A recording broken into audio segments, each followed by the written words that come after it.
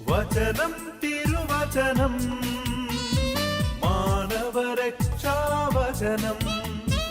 ഹൃദയങ്ങളെ ഒരുങ്ങിയിടുക വചനത്തെ എതിരേൽക്കാൻ.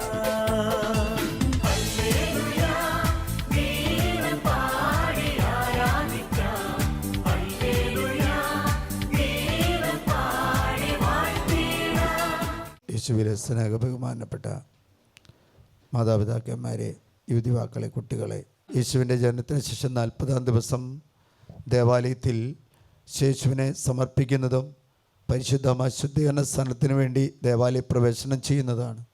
പഴയ കാലങ്ങളിലെല്ലാം നമ്മുടെ കുടുംബത്തിൽ ഒരു കൊച്ചു ജനിച്ചു കഴിഞ്ഞാൽ 40-ാം ദിവസത്തിലാണ് ദേവാലയ പ്രവേശനം ചെയ്തിരുന്നത്. അല്ലേലിയാം. ഇവിടെ പരിശുദ്ധ അമ്മയോട് തീക്ഷണമായിട്ട് നമുക്ക് ആഗ്രഹിച്ച് പ്രാർത്ഥിക്കാം, നമ്മുടെ കുടുംബങ്ങളിലെ മക്കളുടെ വിശുദ്ധീകരണത്തിന് വേണ്ടി, രക്ഷയ്ക്ക് വേണ്ടി. പത്രോസ് എഴുതിയ ലേഖനത്തിൽ, 1-ാമത്തെ ലേഖനത്തിൽ 5-ാമത്തെ അധ്യായം 7 മുതൽ 10 വരെയുള്ള തിരുവചനത്തിൽ ഇപ്രകാരം നമ്മൾ അവിടെ വായിക്കുന്നുണ്ട്. നിങ്ങൾ സമചിത്തതയോട് ഉണർന്നിരിക്കുകയും നിങ്ങളുടെ ശത്രുവായ പിശാച് അലറുന്ന സിംഹത്തെ പോലെ ആരെ വിഴുങ്ങണമെന്ന് അന്വേഷിച്ചുകൊണ്ട് ചുറ്റി നടക്കുന്നു. വിശ്വാസത്തിൽ അല്ലല്ല, അലറുന്ന പിശാച് ആരെ വിഴുങ്ങണമെന്ന് അന്വേഷിച്ചുകൊണ്ട് ചുറ്റി നടക്കുന്നു. അതുകൊണ്ട് അടുത്ത കാര്യം പറയാണ്, വിശ്വാസത്തിൽ ഉറച്ചെന്നാൽ. പിശാചിനെ തോൽപ്പിക്കാൻ പറ്റുന്നത് നമ്മൾ വിശ്വാസത്തിൽ ഉറച്ചു നിന്നാൽ മാത്രമേ പിശാചിനെ അല്ലെങ്കിൽ പൈശാചിക ശക്തികളെ തോൽപ്പിക്കാൻ പറ്റുകയുള്ളൂ എന്ന് പത്രോസ്ലീഹ തന്റെ ലേഖനത്തിലൂടെ വിശ്വാസത്തിൽ ഉറച്ചു നിന്നുകൊണ്ട് അവനെ എതിർക്കുവിൻ. ലോകമെങ്ങുമുള്ള നിങ്ങളുടെ സഹോദരരിൽ നിന്ന് ഇതേ സഹനം തന്നെയാണ് ആവശ്യപ്പെട്ടിരിക്കുന്നത്. അറിയുകയും ചെയ്യുവിൻ. തന്റെ നിത്യമഹത്വത്തിലേക്ക് ക്രിസ്തുവിൽ നിങ്ങളെ വിളിച്ചിരിക്കുന്ന അനുഗ്രഹദാതാവായ ദൈവം നിങ്ങളെ അല്പകാലത്തെ സഹനത്തിന് ശേഷം പൂർണ്ണരാക്കുകയും സ്ഥിരീകരിക്കുകയും ശക്തരാക്കുകയും ചെയ്യും. ശത്രുവായ പിശാച് അലറുന്ന സിംഹത്തെ പോലെ ആരെ വിഴുങ്ങണമെന്ന് തൊട്ട് മുകളിലേക്ക് നോക്കി അറിയാം. അപ്രകാരം തന്നെ യുവാക്കന്മാരെ നിങ്ങൾ ശ്രേഷ്ഠന്മാർക്ക് വിധേയരായിരിക്കുവിൻ. പരസ്പര വിനയത്തിന്റെ അങ്കി അണിവിൻ. ദൈവം അഹങ്കാരികളെ എതിർക്കുകയും വിനയമുള്ളവർക്ക് കൃപ നൽകുകയും അല്ലെ, യുവാക്കന്മാരോട് പറയുന്നൊരു കാര്യം അല്ലേ എന്നിട്ട് പറഞ്ഞ ദൈവത്തിന്റെ ശക്തമായ കരത്തിൻ കീഴിൽ. അതായത് ഈ കാലഘട്ടത്തിൽ ഒരു 2018-17 കാലഘട്ടം കഴിഞ്ഞതിന് ശേഷം, അല്ലെങ്കിൽ വെള്ളപ്പൊക്കം കഴിഞ്ഞതിന് ശേഷം നമുക്ക് നോക്കിക്കഴിഞ്ഞാൽ കേരളത്തിൽ മാത്രമല്ല, ഇന്ത്യയിൽ മാത്രമല്ല, ലോകം മുഴുവനും ഒരു പ്രത്യേക ഒരു അവസ്ഥയിലൂടെയാണ് കടന്നു പോകുന്നത്. അല്ലേലിയാ. 2 വർഷത്തെ വെള്ളപ്പൊക്കത്തിന് ശേഷം നമുക്കറിയാം കോവിഡ് കടന്നു വന്നു. കോവിഡ് 2.5-3 വർഷക്കാലം കഴിഞ്ഞതിന് ശേഷം ഇന്നും രോഗത്തിൻ്റെ മേഖലയിൽ നമ്മൾ വിമുക്തരായിട്ടില്ല. ഒരു വിധത്തിൽ അല്ലെങ്കിൽ മറ്റൊരു വിധത്തിൽ കുടുംബ ബന്ധങ്ങൾ ശിഥിലമായി കൊണ്ടിരിക്കുന്ന കാലഘട്ടമാണ്. ഈ 2-3 വർഷങ്ങൾക്ക് അല്ലെങ്കിൽ 2018 കഴിഞ്ഞതിന് ശേഷം ആത്മഹത്യകൾ, കൊലപാതകങ്ങൾ അല്ലെങ്കിൽ വ്യക്തിബന്ധങ്ങൾ തമ്മിലുള്ള വിവാഹ ജീവിതത്തിൽ പ്രവേശിച്ചവർ തമ്മിലുള്ള കൊലപാതകങ്ങൾ അല്ലെങ്കിൽ ആത്മഹത്യകൾ പെരുകി വരുന്ന ഒരു കാലഘട്ടത്തിലാണ് നാം ജീവിച്ചുകൊണ്ടിരിക്കുന്നത്. അല്ലേലിയാ. എപ്പോഴും രോഗങ്ങൾ, എപ്പോഴും പകർച്ചപ്പനികൾ, നിപ്പ അല്ലെങ്കിൽ മലേറിയ, ചിക്കൻ ഗുനിയ, അങ്ങനെയുള്ള മേഖലകൾ നമ്മൾ കാണാം. ഇപ്പോഴും കോവിഡ് വിട്ടുമാറിയിട്ടില്ല. അല്ലേലിയാ. കോവിഡ് വിട്ടുമാറിയിട്ടില്ല. ഈശോ പറയുന്ന ഒറ്റ കാര്യമാണ്, ശത്രുവായ പിശാച് അലറുന്ന സിംഹത്തെ പോലെ ആരെ വിഴുങ്ങണമെന്നരിച്ച് ചുറ്റി നടക്കുക. അതുകൊണ്ട് സമചിത്തതയോടുകൂടെ, വിശ്വാസത്തോടുകൂടി നമ്മൾ എന്ത് ചെയ്യണം? ഉണർന്നിരുന്ന് അവനെ തോൽപ്പിക്കാനായിട്ട് നമ്മൾ പരിശ്രമിക്കണം. അല്ലേലിയാ. ഉണർന്നിരുന്ന് തോൽപ്പിക്കാനായിട്ട്. ഇന്ന് സമ്പത്തിന് വേണ്ടിയുള്ള ആകുലതയല്ല നമുക്ക്, അല്ലെങ്കിൽ പണത്തിന് വേണ്ടിയോ അല്ലെങ്കിൽ സ്വത്തുവകൾക്ക് വേണ്ടിയുള്ള. ഇന്ന് ഏറ്റവും കൂടുതൽ നമ്മൾ അനുഭവിക്കുന്ന പീഡ, കഷ്ടപ്പാടെന്ന് പറഞ്ഞാൽ മക്കൾ ഇന്ന് വിശ്വാസത്തിൽ നിലനിൽക്കും. ഒന്നെങ്കിൽ രോഗങ്ങൾ വരുന്നു, അല്ലെങ്കിൽ വിശ്വാസമില്ലാതെ നിരീശ്വരവാദികളായിട്ട് പോകുന്നു, അല്ലെങ്കിൽ താന്തോന്നികളായിട്ട് പോകുന്നു, അല്ലെങ്കിൽ പ്രേമബന്ധം, മത്സ്യപ്രകം, ലൗചികാതിൽപ്പെട്ടു പോകുന്നു. അതുകൊണ്ട് കാരണവന്മാർക്ക് ഇന്ന് ഏറ്റവും കൂടുതൽ സഹനങ്ങൾ കൊടുക്കുന്നത് ആരാണെന്ന് വെച്ചാൽ മക്കളാണ്. അതുകൊണ്ടാണ് പത്രോസ്ലീഹ പറഞ്ഞ സമചിത്തതയോടെ പിശാച് അലറുന്ന സിംഹത്തെ പോലെ ആരെ വിഴുങ്ങണമെന്നേഷിച്ചു. അല്ലേലിയാ. പാപത്തിൽ ജീവിക്കുന്ന ഒരു വ്യക്തിക്ക് പിശാചിനെ പേടിക്കണ്ട. പാപ അന്ധകാരത്തിൽ പ്രവർത്തിക്കുന്ന ഒരു വ്യക്തിക്ക് പിശാചിനെ പേടിക്കേണ്ട ആവശ്യമില്ല. പക്ഷെ ആരെ പേടിക്കണം എന്ന് വെച്ചാൽ കൃപയെ വിശുദ്ധിയുള്ളവർ അവനെ വീഴ്ത്താൻ വേണ്ടി പിശാച് പല വിധത്തിലും പല രീതിയിലും പരിശ്രമിച്ചിട്ടുണ്ട്. ഭൂലോകത്തിൻ്റെ വിജയരാജ്ഞി എന്ന പുസ്തകത്തിൽ 1938 എഴുതപ്പെട്ട പുസ്തകത്തിൽ ഇപ്രകാരം പറയാണ്, പിശാച് സകലവിധ മേഖലകളിലും സകലവിധ കാര്യങ്ങളിലും തൻ്റെ അധികാരം പ്രയോഗിക്കുമെന്ന്. 10, 80, 90 വർഷം മുമ്പ് എഴുതിയിരിക്കുന്ന പുസ്തകത്തിൻ്റെ ഇന്ന് നമ്മൾ തിരിഞ്ഞു നോക്കുമ്പോൾ സാത്താൻ അല്ലെങ്കിൽ പിശാച് എല്ലാ മേഖലകളിലും കയറി പ്രവർത്തിച്ചുകൊണ്ടിരിക്കുക. എല്ലാ മേഖലയിലും അസ്വസ്ഥരായിക്കൊണ്ടിരിക്കുക. ഭാര്യ ഭർത്താക്കന്മാർ തമ്മിൽ ഒന്നിച്ച് പ്രാർത്ഥിച്ചാൽ അവർക്ക് അസാധ്യമായിട്ടൊന്നുമില്ല. പക്ഷെ അവരെ ഒന്നിപ്പിച്ച് പ്രാർത്ഥിക്കാൻ പിശാച് സമ്മതിക്കില്ല. ഹല്ലേലൂയ. മാതാപിതാക്കന്മാരും മക്കളും ഒന്നിച്ച് പ്രാർത്ഥിച്ചു കഴിഞ്ഞാൽ കുടുംബത്തിൽ ലഭിക്കാത്തതായിട്ടൊന്നുമില്ല. പക്ഷേ ഒന്നെങ്കിൽ മാതാപിതാക്കന്മാർ സ്വരമിയായിരിക്കും, മക്കളും മാതാപിതാക്കന്മാരും ഭിന്നിപ്പായിരിക്കും. അല്ലെങ്കിൽ വ്യക്തിബന്ധങ്ങൾ അല്ലെങ്കിൽ തലമുറകൾ ഭിന്നിച്ചുകൊണ്ടിരിക്കുന്ന ഒരു കാലഘട്ടത്തിലാണ് നമ്മൾ ജീവിച്ചുകൊണ്ടിരിക്കുന്നത്. അതുകൊണ്ട് ഈ കാലഘട്ടത്തിൽ ഏറ്റവും കൂടുതൽ കർത്താവിൻ്റെ സന്നദ്ധിയിൽ കർത്താവിനെ വിളിച്ച് പ്രാർത്ഥിക്കുക എന്നുള്ള ഒരു ഇടവകയിൽ 10 വർഷങ്ങൾക്ക് മുമ്പ് അവിടെയുള്ളവരെല്ലാം 30, 39, 40 വയസ്സാകുമ്പോൾ മരിക്കുകയാണ് ചെയ്യുന്നത്. സാമ്പത്തികമായിട്ട് ഉയർന്ന ഒരു ഇടവകയാണ്.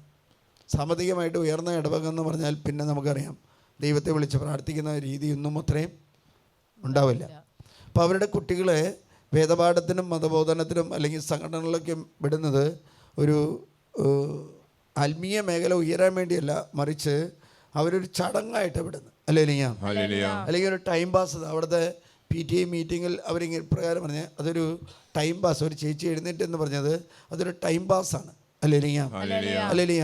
വേദപാഠം പഠിക്കുന്നത് ഒരു ടൈം പാസ്സായെന്ന് പറഞ്ഞാൽ അതിൻ്റെ അർത്ഥം എന്താണെന്ന് വെച്ചാൽ സാമ്പത്തിക മേഖല ഉയർന്നു എന്നാണ്. സാമ്പത്തിക മേഖല ഉയർന്നു. ഈ PTA മീറ്റിംഗ് കഴിഞ്ഞ് ഒരു 4-5 മാസം 5-6 മാസം കഴിഞ്ഞപ്പോൾ ആ മേഖലയിൽ രോഗങ്ങൾ പെരുകാൻ തുടങ്ങി. രോഗങ്ങൾ ബാധിക്കുന്ന കുട്ടികളെയല്ല, കാർന്നോമാരെ ബാധിക്കാൻ തുടങ്ങി. 30, 35, 40, 45 വയസ്സാകുന്നവരൊക്കെ മരിക്കുകയാണ്. പ്രായത്തിയിട്ടുണ്ടോ? ഇല്ലല്ലോ. അപ്പോൾ ഞാനിങ്ങനെ ഒരു ദിവസം ഇവിടെ നിൽക്കുന്ന സമയത്ത് ഒരു അച്ഛനായിട്ട് അവിടെയുള്ള ഒരു അച്ഛനായിട്ട് സംസാരിച്ചപ്പോൾ അച്ഛൻ പറഞ്ഞു, ആ വ്യക്തികൾ ഈ വേദപാഠ ക്ലാസ്സിൽ എഴുന്നേറ്റെന്ന് അപ്പന്മാർ പറയുമായിരുന്നു, ഞങ്ങളുടെ കുട്ടികൾക്ക് ഞങ്ങൾ ഈ 6 ദിവസവും സ്കൂളിൽ പോയി അവർ ക്ഷീണിച്ച് വരുന്നത് കൊണ്ട് അവർ 1.5 മണിക്കൂർ നേരം ഒന്ന് റെസ്റ്റ് ചെയ്തോട്ടെ എന്ന് വിചാരിച്ചാണ് ഞങ്ങൾ വിടുന്നത്. അല്ലാതെ ഞങ്ങൾക്ക് വേദപാഠം പഠിക്കണമെന്ന് അങ്ങനെ താല്പര്യമൊന്നും ഞങ്ങൾക്ക് അങ്ങനെയില്ല. കാരണം ഞങ്ങളുടെ പിള്ളേർക്ക് ഇഷ്ടംപോലെ സമ്പത്ത് വീട്ടിലുണ്ട്, ഇഷ്ടംപോലെ വരുമാനമുണ്ട്. അതുകൊണ്ട് അങ്ങനെയുള്ള താല്പര്യം ഞങ്ങൾക്കില്ല 1.5 മണിക്ക്. അപ്പോൾ അവിടുത്തെ കൊച്ചച്ച എഴുന്നേറ്റിരുന്ന്, കാരണം വികാരിച്ചമാരൊക്കെയും ഒരുവിധം കൊല്ലങ്ങൾ കഴിഞ്ഞു വന്നുകൊണ്ട് എങ്ങനെ നേരിടേണ്ടതെന്ന് അവർക്കറിയാം. കൊച്ചച്ചമാർക്ക് പെട്ടെന്ന് എഴുന്നേറ്റ് എന്നിട്ട് പറഞ്ഞു, അത് ആ കുടുംബത്തിനോട് പറഞ്ഞു, ആ 1.5 മണിക്കൂർ റെസ്റ്റ് ചെയ്യാനായിട്ട് അല്ലെങ്കിൽ സമയം ചെലവഴിക്കുന്ന ഇവിടെയല്ല, അത് മലമ്പുഴ പാർക്കിലാണെന്ന് പറഞ്ഞു. അല്ലേ അച്ഛന്മാരെ ഈ പാസ്റ്ററൽ പ്രൂഡൻസ് എന്ന് പറയും. ഇങ്ങനെയൊക്കെയും പറഞ്ഞ് കഴിഞ്ഞാൽ മിണ്ടാതിരിക്കുക എന്നുള്ളതാണ് പാസ്റ്ററൽ പ്രൂഡൻസ്. ഈ അച്ഛൻ ഏതായാലും ഈ അച്ഛൻ ആ ഇടവകയിൽ 10, 45, 50 പിള്ളേർ വേദപാഠം പഠിക്കാൻ വരാതെ കുർബാനയ്ക്ക് വരുന്നത് ഈ അച്ഛൻ കണ്ടുപിടിച്ചു. എന്തോ നെറ്റ് കയറി എന്തോ വിധത്തിൽ കണ്ടുപിടിച്ചു, എല്ലാത്തിനെയും പിടിച്ചു. അപ്പോൾ ആ ഇടവകയിൽ അവർ പറഞ്ഞു, ഞങ്ങളുടെ പിള്ളേർ അങ്ങനെ പൊയ്ക്കോട്ടെ, ഒരു കുഴപ്പമില്ല എന്ന് പറഞ്ഞു. ശ്രേയമുള്ളവർ 6-7 മാസം കഴിഞ്ഞപ്പോൾ ഉണ്ടായത് രോഗം. അപ്പം ഞാനിങ്ങനെ പോയിരുന്ന പ്രാർത്ഥിച്ചു, കർത്താവേ എന്തുകൊണ്ടാണ് അങ്ങനെ സംഭവിക്കുന്നു? സുഭാഷിതങ്ങളുടെ പുസ്തകത്തിൽ 8-ാം അധ്യായമാണെന്ന്. 8-ാം അധ്യായത്തിൽ ഇപ്രകാരം പറയുന്നുണ്ട്, 35, 36. അപ്പോൾ അച്ഛൻ പറഞ്ഞു, ഞാൻ തന്നെ പ്രസംഗം പറഞ്ഞത് ഞാൻ ശക്തമായിട്ട് പറഞ്ഞു. കാരണം എന്തിൽ വിശ്വസിക്കുന്നു അത് പറയുന്നവരാണ് ഇവർ. എന്തിൽ വിശ്വസിക്കുന്നു? നമുക്ക് ദൈവത്തിൽ വിശ്വസിക്കാം, പണത്തിൽ വിശ്വസിക്കാം, അധികാരത്തിൽ വിശ്വസിക്കാം, സ്ഥാനമാനങ്ങളിൽ വിശ്വസിക്കാം. അല്ലേലിയ. ഇവിടെ പറയാണ്, ഞാൻ കർത്താവിനോട് ചോദിച്ചു, കർത്താവ് എന്തുകൊണ്ട് ജീവൻ നീ എടുക്കുന്നത്? നീ ജീവൻ തന്നാൽ ജീവദാതാവ് നീ തന്നെയാണ്, അല്ലേ? ഞാനും നിങ്ങൾ ജീവിച്ചിരിക്കുന്നത് എങ്ങനെയാണ്? ദൈവം അനുവദിക്കുന്നുകൊണ്ടാണ്. അല്ലേലിയ. ദൈവം അനുവദിക്കുന്നത്. നിങ്ങളൊന്ന് ഓർത്ത് നോക്കി, നമ്മൾ നടന്നു പോകുന്നു, നമ്മുടെ ബാലൻസ് തെറ്റിക്കഴിഞ്ഞാൽ എന്താവും? ബാലൻസ് തെറ്റിയിട്ട് ആളുകൾ നടക്കാൻ പറ്റാതെ ഉണ്ട്, അല്ലേ? നമ്മുടെ വീട്ടിൽ ഒരു മരം നിൽപ്പുണ്ടെങ്കിൽ അതിന് വേരുള്ളത് കൊണ്ടാണ് നേർന്ന് നിൽക്കുന്നത്, അല്ലേ? നമ്മുടെ വീട്ടിൽ ഒരു ബിൽഡിംഗ് ഉണ്ടെങ്കിൽ ആ ബിൽഡിങ് നേർന്ന് നിൽക്കുന്നത് എന്തുകൊണ്ടാണ്? അടിത്തറയുള്ളത് കൊണ്ടാണ്, അല്ലേ? നമുക്ക് എന്താ അടിത്തറ? ഒരു അടിത്തറയില്ല. നമ്മൾ നടന്നു പോകുന്നു, വീഴുന്നില്ല. വീഴാത്തതിൻ്റെ കാരണം കർത്താവ് നമുക്ക് സംരക്ഷണം നൽകുന്നു. കർത്താവ് നമ്മളെ കാത്തു പരിപാലിക്കുന്നു. കർത്താവ് നമ്മെ രോഗങ്ങളിൽ നിന്ന് എടുത്ത് മാറ്റുന്നു. ഹല്ലേലൂയ. ഇവിടെ പറഞ്ഞു വയ്ക്കുക, എന്തെന്നാൽ എന്നെ കണ്ടെത്തുന്നവൻ ജീവൻ കണ്ടെത്തുന്നു. ദൈവത്തെ പഠിക്കുന്ന നമ്മുടെ കുട്ടികൾക്ക് എന്തുകൊണ്ട് യേശുവിനെ കൊടുക്കുന്നു എന്ന് വെച്ചാൽ ഒറ്റ കാര്യമുള്ളൂ, അവൻ്റെ ജീവിതത്തിൽ അവനെ സംരക്ഷിക്കാൻ, അവനെ പരിപാലിക്കാൻ, അവനെ നയിക്കാൻ പറ്റുന്ന ഒറ്റ ഒരു വ്യക്തിയോ ഈ ലോകത്തിലുള്ളൂ, അത് യേശു ക്രിസ്തുവാണ്, അല്ലെങ്കിൽ ദൈവമാണ്. ഹല്ലേലൂയ. എന്നെ കണ്ടെത്തുന്നവൻ ജീവനെ കണ്ടെത്തുന്നു. വീണ്ടും പറയാണ്, കർത്താവിന്റെ പ്രീതി നേടുകയും ചെയ്യുന്നു. കർത്താവിന്റെ പ്രീതി നേടുകയും ചെയ്യുന്നു. എന്നെ കണ്ടെത്തുന്നവൻ ജീവനെ കണ്ടെത്തുന്നു, കർത്താവിന്റെ പ്രീതി നേടുകയും ചെയ്യുന്നു. വീണ്ടും പറയാണ്, എന്നാൽ എന്നെ കൈവിടുന്നവൻ തന്നെ തന്നെ ദ്രോഹിക്കുന്നു, എന്നെ വെറുക്കുന്നവൻ മരണത്തെയാണ് സ്നേഹിക്കുന്നത്. മരണത്തെയാണ്. കറക്റ്റാണോ വചനം? അല്ലേ? എന്നെ അന്വേഷിക്കുന്നവൻ അവൻ ജീവിക്കും. ഹല്ലേലൂയ. അവൻ ദൈവത്തിന്റെ പ്രീതിക്ക് വേണ്ടി നേടുകയും ചെയ്യുന്നു, പ്രീതിക്ക് വേണ്ടി കാത്തിരിക്കുന്നു. പ്രീതി കർത്താവ് തരുന്നു. ഹല്ലേലൂയ. രണ്ടാമത് പറയാണ്, എന്നെ കണ്ടെത്തുന്നവൻ ജീവനെ കണ്ടെത്തുന്നു, അവൻ പ്രീതി നേടുകയും ചെയ്യുന്നു. എന്നാൽ എന്നെ കൈവെടിയുന്നവൻ തന്നെ തന്നെ ദ്രോഹിക്കുന്നു, എന്നെ വെറുക്കുന്നവൻ മരണത്തെയാണ് സ്നേഹിക്കുന്നത്. ദൈവത്തിന്റെ വചനത്തെ, ദൈവത്തിന്റെ കൂദാശകളെ, ദൈവത്തിന്റെ നിയമത്തെ, ദൈവപ്രമാണങ്ങളെ വെറുക്കുന്നവൻ ഒരിക്കലും ജീവിക്കാൻ ദൈവം അനുവദിക്കില്ല. ഹല്ലേലൂയ. അതാണ് വചനത്തിൽ പറഞ്ഞു വയ്ക്കുക. ഹല്ലേലൂയ. ചിലവർ കുറേ നാൾ ജീവിക്കാനായിട്ട് അനുവദിക്കും, ചിലവർ മുന്നോട്ട് കൊണ്ടുപോകും, പക്ഷെ അവനൊരു സന്തോഷമോ ആനന്ദമോ ഒന്നും ഉണ്ടാവില്ല. ഹല്ലേലൂയ. ഒരു സ്വസ്ഥതയോ സമാധാനം ഉണ്ടാവില്ല. ഹല്ലേലൂയ. പൗലോസ് തൻ്റെ ലേഖനത്തിൽ നമ്മുടെ കുട്ടികളെക്കുറിച്ച്, അല്ലെങ്കിൽ വിവാഹം നടക്കുന്ന വ്യക്തികളെക്കുറിച്ചും വിവാഹം നടന്നവരെക്കുറിച്ചും പറയുന്ന ഒരു കാര്യമുണ്ട്. 1 കൊരിന്തോസുകാർക്ക് എഴുതിയ ലേഖനത്തിൽ 34-35 തിരുവചനത്തിൽ പ്രകാരം പറയുന്നുണ്ട്, അവിവാഹിതയായ കന്യകയും ശരീരത്തിലും വിശുദ്ധി പാലിക്കാനായി കർത്താവിന്റെ കാര്യങ്ങളിൽ തൽപരർ. ഹല്ലേലൂയ. വചനം പറയാണ്, വിവാഹിതയായ സ്ത്രീയും കന്യകയും ആത്മാവിലും ശരീരത്തിലും വിശുദ്ധി പാലിക്കാൻ. പ്രത്യേകം ശ്രദ്ധിക്കണം, വാക്കുണ്ടോ? സ്ത്രീയും, അടുത്തത് പറയുന്നത് കന്യകയും. ലോകരാഷ്ട്രങ്ങൾ സ്വവർഗ ബന്ധം നിയമപരമായിട്ട് നോക്കിയപ്പോൾ ഏകദേശം 32 രാജ്യങ്ങൾ അനുകൂലമായ തീരുമാനങ്ങളെടുത്തു. പുരുഷനെ വിവാഹം കഴിക്കാം, സ്ത്രീയെ വിവാഹം കഴിക്കാം. ഹല്ലേലൂയ. ഇന്ത്യൻ ഗവൺമെൻറ് സുപ്രീം കോടതി ചോദിച്ചപ്പോൾ ഇന്ത്യയിലെ ഭരണഘടന പറഞ്ഞു, എന്താ, ഞങ്ങളുടെ വിവാഹ ജീവിതം വരെ കന്യകയായിട്ട് ജീവിക്കണമെന്നാണ് ഇന്ത്യയിലെ ഹിന്ദു മതത്തിൻ്റെ തത്വം. അതിലും വലുതാണ് വചനം. ഹല്ലേലൂയ. അതിനും വലുതാണ്. അപ്പം ഇന്ന് വിദേശ രാജ്യങ്ങൾ, പ്രത്യേകിച്ച് ക്രൈസ്തവ രാജ്യങ്ങൾ, ഇങ്ങനെയുള്ള കാര്യങ്ങൾക്ക് വലിയ താല്പര്യം വചനത്തിന് വില കൊടുക്കുന്നില്ല. വചനത്തിന് ആര് വില കൊടുക്കുന്നോ അവൻ ജീവിക്കും. വചനത്തിന് ആര് വില കൊടുക്കുന്നോ, വചനത്തിൽ വിശ്വസിക്കുന്നോ, വചനത്തെ ആശ്ലേഷിക്കുന്നോ, അവൻ്റെ ജീവിതത്തിൽ അവന് രക്ഷയായിട്ട് വരും. ഹല്ലേലൂയ. അതുകൊണ്ടാണ് പറയണത്, അവിവാഹിതയായ ഒരു സ്ത്രീ അവൾ കന്യകയായിരിക്കണം. എന്നിട്ട് പറയാണ്, ആത്മാവിലും ശരീരത്തിലും വിശുദ്ധി പാലിക്കണം. നമ്മുടെ കുട്ടികളെ അത് പഠിപ്പിക്കണം. ആത്മാവിലും ശരീരത്തിലും വിശുദ്ധി പാലിക്കണം. കർത്താവിന്റെ കാര്യങ്ങളിൽ തൽപരരാകണം. ഹിന്ദു സമുദായത്തിൻ്റെ നമ്മൾ പഠിക്കുമ്പോൾ അതിൽ പറയുന്നുണ്ട്, വിവാഹ ജീവിതം വരെ അവർ ബ്രഹ്മചാരികളായിട്ട് ജീവിക്കണം. അത് തന്നെ വചനം പറയാം. അതിലും വലുതാണ്. ഈശോ പറയാണ്, ഇന്ന് നമുക്കറിയാം, ഇന്ന് പരിശുദ്ധ അമ്മയുടെ ശുദ്ധീകരണ തിരുനാൾ ആഘോഷിക്കുമ്പോൾ ആ തിരുനാളിനെ വിളിക്കുന്ന പേരെന്താണെന്നാണ്? Candle procession. എന്താണ് ക്യാൻഡിൽ പ്രൊസഷൻ? നിങ്ങൾ വിദേശ രാജ്യങ്ങളിലേക്ക് പോയി കഴിഞ്ഞാൽ അവിടേക്ക് ക്യാൻഡിൽ പ്രൊസഷൻ എന്ന് പറയും. എന്ന് പറഞ്ഞു കഴിഞ്ഞാൽ മെഴുകുതിരി കത്തിച്ചുകൊണ്ട് പ്രദർശനം നടത്തുക. നമ്മൾ മെഴുകുതിരി കത്തിച്ചുകൊണ്ട് പ്രദർശനം നടത്തുന്നത് എന്താണെന്ന് വെച്ചാൽ, നമ്മുടെ അച്ഛന്മാർ അല്ലെങ്കിൽ പള്ളിയിലെ കൈക്കാരന്മാർ തിരിയുന്നു, അത് പിടിച്ചുകൊണ്ട് പോകുന്നു, അത്രേ ഉള്ളൂ. പക്ഷേ ഇവിടെ പറഞ്ഞു വെച്ചിരിക്കുകയാണ്, അന്ധകാരത്തിൽ നിന്നും നമ്മളെ മോചിപ്പിച്ചതിൻ്റെ പ്രതീകമായിട്ടാണ് ഒരു വ്യക്തി ക്രിസ്ത്യാനി തിരികെത്തിക്കുന്നത്. മാമോദീസയിൽ പുരോഹിതൻ തിരികെത്തിച്ചതിൻ്റെ പ്രതീകം എന്താ? അർത്ഥം എന്താണ്? ലോകത്തിൻ്റെ പ്രകാശമായ ഈശോ മിശിഹായെ ഞാൻ എൻ്റെ ഹൃദയത്തിൽ സ്വീകരിച്ചു. ഈശോ മിശിഹായെ ഞാൻ എൻ്റെ ഹൃദയത്തിൽ സ്വീകരിച്ചു. അതുകൊണ്ട് പറയണേ, ഇത് ക്യാൻഡിൽ പ്രൊസഷനാണ്. സഭാപിതാക്കന്മാർ പറയും. എന്ന് പറഞ്ഞാൽ മാതാവിൻ്റെ ശുദ്ധീകരണ തിരുനാൾ അല്ലെങ്കിൽ യേശുവിൻ്റെ ദേവാലയ പ്രവേശന തിരുനാളെന്ന് പറയുമ്പോൾ ഈശോയെ ദൈവത്തിന് സമർപ്പിക്കാൻ ദേവാലയത്തിൽ കൊണ്ടുചെല്ലുമ്പോൾ അവനെ കാത്തിരിക്കുന്ന പ്രവാചകന്മാരും പ്രവാചകളെയും കുറിച്ചാണ് വചനം പറയുന്നത്. ആരായിരുന്നു? സിമിയോനെ കുറിച്ച് പറയാം. അവൻ പരിശുദ്ധാത്മാവിനാൽ നിറഞ്ഞിരുന്നു. അവനെ ആരും വിളിച്ചിട്ടില്ല. നിങ്ങളുടെ വീട്ടിലെ കുട്ടികളെ മാമോദീസ കൊടുക്കുന്ന സമയത്ത് നിങ്ങൾ നേരത്തെ ചെന്ന് ഡേറ്റ് പറഞ്ഞ് ബുക്ക് ചെയ്ത് അച്ഛനെ ഒരുക്കും. അത് മാത്രമല്ല, കുട്ടിയെ കൊണ്ട് ചെന്നാൽ അച്ഛനെ വിളിച്ചുകൊണ്ട് വരും. ഇവിടതല്ല, കുട്ടിയെ മാതാപിതാക്കന്മാർ സമർപ്പിക്കാൻ കൊണ്ട് ചെല്ലുമ്പോൾ അവൻ ആത്മാവിനാൽ നിറഞ്ഞ് പരിശുദ്ധാത്മാവിനെ നിറഞ്ഞ് അവൻ ദേവാലയത്തിൽ ചെല്ലുന്നു. അവൻ അന്ന് വരെ കാണാത്ത ശിശുവിനെ എടുത്തിട്ട് അവൻ്റെ ജീവിതത്തിൽ സംഭവിക്കാൻ പോകുന്ന കാര്യങ്ങൾ അവൻ പ്രവചിക്കുകയാണ് ചെയ്യുന്നത്. ഹല്ലേലൂയ. പ്രവചിക്കുക ഞാൻ മാതാപിതാക്കൾ ഇതാ സകല ജനങ്ങൾക്കും വേണ്ടി അങ്ങൊരുക്കുന്ന രക്ഷ എൻ്റെ കണ്ടു കഴിഞ്ഞു. അപ്പോൾ ആ രക്ഷ കാണാൻ വേണ്ടിയാണ് സിമിയോൻ എവിടെ താമസിച്ചത്? ജെറുസലേം ദേവാലയത്തിൽ താമസിച്ചത്. സകല ജനത്തിനും വേണ്ടിയുള്ള കർത്താവ് ഒരുക്കിയ രക്ഷ കാണാൻ വേണ്ടിയാണ്. സമറിയക്കാരി സ്ത്രീയെ പറയുന്നുണ്ട്. ഇതാ ഈശോയെക്കുറിച്ച് പറയുമ്പോൾ ആ ജനം പറയുന്നവരുണ്ട്, ഇവൻ ലോകരക്ഷകനാണെന്ന് തിരിച്ചറിയാണ്.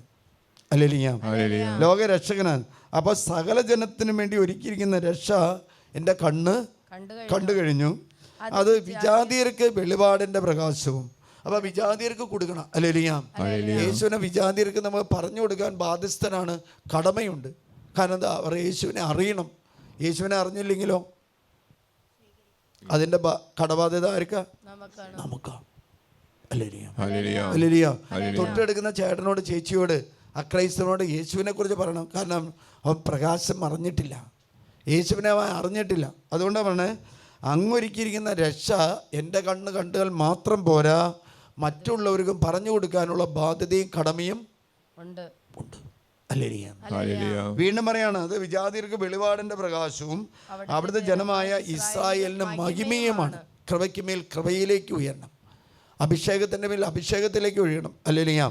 ഇവിടെ വന്നു പോയ ഒരു ചേട്ടൻ കഴിഞ്ഞ ദിവസം 2-3 ദിവസം മുമ്പ് സ്ഥിരമായിട്ട് വിളിക്കുക. ഞാൻ വിചാരിച്ചു എന്താ കേസെന്ന്. അപ്പോൾ ഇവിടെ ഗ്രൂപ്പിൽ ഇടുന്നതുകൊണ്ട് ഇവിടെ വന്നു പോയ ചേട്ടനെന്നറിയാം. ചേട്ടൻ എന്താ പാലാ ഭാഗത്തു നിന്നുള്ള ഇതൊരു ഷിൻഡോ എന്ന് പറഞ്ഞ ഇതൊരു പയ്യനാണ്. അപ്പോൾ ഇവിടെ വന്ന് പ്രാർത്ഥിച്ചു പോകുമ്പോൾ അവനൊരു 4.5 ലക്ഷം രൂപ കിട്ടാനുള്ളതാണ്, കിട്ടില്ല എന്ന് ഉറപ്പാണ്. അവനെ എഴുതി തള്ളിയതാണ്. ഹല്ലേലൂയ. കിട്ടില്ല എന്ന് അവന് ഉറപ്പാണ്. കാരണം അത് നമ്മൾ പറയില്ലേ, ഡെഡ് മണി പോലെ ഉപേക്ഷിച്ചു. ഇവ വിളിച്ചിട്ട് പറയാണ്, അപ്പോൾ ഞാൻ സൗണ്ടില്ലെങ്കിലും ഞാൻ എടുത്തു. എന്താണെന്ന് ചോദിച്ചു. അപ്പോൾ പറയും, ഒരു വലിയ സന്തോഷകരമായ അവസ്ഥ പറയാനാച്ചാ ഞാൻ അവിടെ വന്ന് 1-2 തവണ പ്രാർത്ഥനയിൽ പങ്കെടുത്തു. എനിക്ക് പ്രതീക്ഷയില്ലാതെ ഞാൻ എഴുതി തള്ളിയ 4.5 ലക്ഷം രൂപ എനിക്ക് എൻ്റെ കുടുംബാംഗങ്ങൾ വിളിച്ച് എന്ന് പറഞ്ഞ് അവരുടെ എന്തോ ഒരു മേഖല വിളിച്ച് 4.5 ലക്ഷം രൂപ എനിക്ക് തന്നു വെച്ചാൽ, ഒരിക്കലും ഞാൻ സ്വപ്നത്തിൽ പോലും അത് കിട്ടുമെന്ന് എനിക്കൊരിക്കലും പ്രതീക്ഷയില്ല. പ്രതീക്ഷയില്ല. അവർ പറഞ്ഞിട്ടും തീരുന്നില്ല. കാരണം അവൻ പറയും സന്തോഷം കൊണ്ടാണ് പറയുന്നത് വെച്ചാൽ ബുദ്ധിമുട്ടുണ്ട്. പക്ഷെ അതിൻ്റെ ഇടയ്ക്ക് ദൈവം എൻ്റെ ജീവിതത്തിൽ, എൻ്റെ കുടുംബത്തിൽ ഇടപെട്ടു. അസാധ്യമായിട്ടുള്ള ഒരു മേഖലയിൽ ദൈവം കയറി എന്നെ സഹായിച്ചു. ഹല്ലേലൂയ. പറയാണ്, ഞാൻ അടുത്ത ദിവസം വരുമ്പോൾ ഞാൻ സാക്ഷ്യപ്പെടുത്തുക. പക്ഷേ ഈ അനുഭവം അച്ഛനുമായിട്ട് ഷെയർ ചെയ്യാതെ പറ്റാത്തത് കൊണ്ടാണ് ഞാൻ വിളിക്കുന്നത്. ഹല്ലേലൂയ. ക്രൈസ്തവ ജീവിതത്തിൽ നിൽക്കുന്നവർക്ക് അത് മഹിമയാണ്, അക്രൈസ്തവർക്ക് അത് പ്രകാശമാണ്. വീണ്ടും പറയാണ്, അവനെ കുറിച്ച് പറയപ്പെട്ടതെല്ലാം കേട്ട് അവന്റെ പിതാവും മാതാവും എന്ത് അന്താളിച്ചു പോയി. നിങ്ങളുടെ കൊച്ചിനെ മാമോദീസ മുക്കാൻ കൊണ്ട് ചെല്ലുമ്പോൾ കൊച്ചിനെ എടുത്തിട്ട് അവൻ്റെ ജീവിതത്തിൽ സംഭവിക്കാൻ പറയുന്ന കാര്യങ്ങൾ അച്ഛൻ പറയാണെന്ന് വിചാരിക്കും. നല്ല കാര്യങ്ങളാണെങ്കിൽ കുഴപ്പമില്ല. പക്ഷെ ഇതെന്താ? നല്ല കാര്യങ്ങളാണ്. തുടർന്ന് വരുന്ന കാര്യങ്ങൾ എന്താ? അവൻ്റെ അമ്മയോട് പറയാൻ പാണ്. ഹല്ലേലൂയ. അച്ഛനോടൻ തന്നെ മാറ്റായിരിക്കും. അച്ഛനോടൻ തന്നെ ട്രാൻസ്ഫർ കിട്ടിയില്ലെങ്കിൽ മേടിച്ചു കൊടുക്കും. ഹല്ലേലൂയ. ഏതായാലും സിമിയോനെ മാതാപിതാക്കന്മാർ മേടിച്ചു കൊടുക്കുന്നില്ല. കാരണമാണ് അടുത്ത പോലെ സിമിയോൻ അവരെ അനുഗ്രഹിച്ചുകൊണ്ട് അമ്മയോട് പറയാണ്, ഇവൻ ഇസ്രായേലിൽ പലരുടെയും വീഴ്ചയ്ക്കും ഉയർച്ചയ്ക്കും കാരണമാകും. ഇവൻ വിവാദ വിഷയമായിട്ട് മാറും. അല്ലേ? ഇവൻ വിവാദ വിഷയമായ അടയാളമായിരിക്കും. അങ്ങനെ അനേകരുടെ ഹൃദയ വികാരങ്ങളെ, ഹൃദയത്തെ തുറക്കാനുള്ള വലിയൊരു ശക്തി ദൈവം കൊടുത്തിരുന്നു. എന്നാൽ നമ്മൾ വായിച്ച ഇതിൽ 430 വർഷങ്ങൾക്ക് മുമ്പുള്ള ഒരു ഉടമ്പടിയെക്കുറിച്ച് പറയുന്നുണ്ട്. ഹല്ലേലൂയ. ആ ഉടമ്പടി സ്ഥാപിക്കാൻ വേണ്ടി ഈശോ കടന്നു വന്ന. അതുകൊണ്ട് എന്തായി, പരിശുദ്ധ അമ്മയ്ക്ക് അറിയാമായിരുന്നു, ഈ രഹസ്യങ്ങൾ അറിയാമായിരുന്നു. വിശുദ്ധ പിതാവിനും രഹസ്യം അറിയാമായിരുന്നു. അതുകൊണ്ട് എന്ത് ചെയ്തു, അവർ ഹൃദയത്തിൽ സംഗ്രഹിച്ചു. ഹല്ലേലൂയ. അതിനെന്താ, അവരെത്രമാത്രം പ്രാർത്ഥിച്ച് അവർക്ക് ലഭിച്ചൊരു മകനാണ് ആര്? ഈശോ. ഹല്ലേലൂയ. ഹല്ലേലൂയ. സക്രിയയെ കുറിച്ച് കാര്യങ്ങൾ നമ്മൾ ആദ്യ പുസ്തകത്തിൽ വായിക്കുന്നുണ്ട്. ആദ്യത്തെ അധ്യായത്തിൽ അവൻ അത് പ്രാർത്ഥിച്ചവരാണ്. ഏറ്റവും കൂടുതൽ നിങ്ങൾ പ്രാർത്ഥിക്കേണ്ടത് നിങ്ങൾ ജോലിക്ക് വേണ്ടിയല്ല, നിങ്ങൾക്ക് സമ്പത്തിന് വേണ്ടിയല്ല, നിങ്ങളുടെ ഭവനം പണിയാൻ വേണ്ടിയല്ല. ഏറ്റവും കൂടുതൽ നിങ്ങൾ പ്രാർത്ഥിക്കേണ്ടത് നിങ്ങളുടെ മക്കളുടെ വിശുദ്ധീകരണത്തിന് വേണ്ടി. ഹല്ലേലൂയ. വിശുദ്ധീകരണത്തിന് വേണ്ടി. നിങ്ങളുടെ കുട്ടികൾ ഇന്ന് സ്ത്രീയും കന്യകയാണെന്ന് ആരെങ്കിലും അമ്മച്ചിമാർക്ക് പറയാൻ പറ്റുമോ?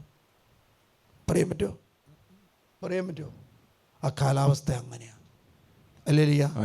ഹല്ലേലൂയ.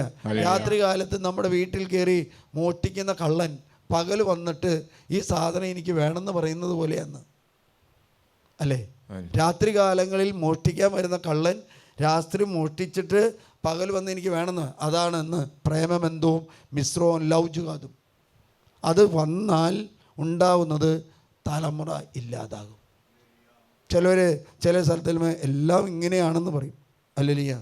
എല്ലാം ഇങ്ങനെയാണെന്ന് പറയും. യേശു ജനിച്ച സമയത്ത് പല കുട്ടികളും ജനിച്ചിട്ടുണ്ട്. പക്ഷേ യേശുവിനെ വ്യത്യസ്തനാക്കിയത് ഈശോയുടെ മാതാപിതാക്കന്മാരുടെ വിശുദ്ധിയാണ്.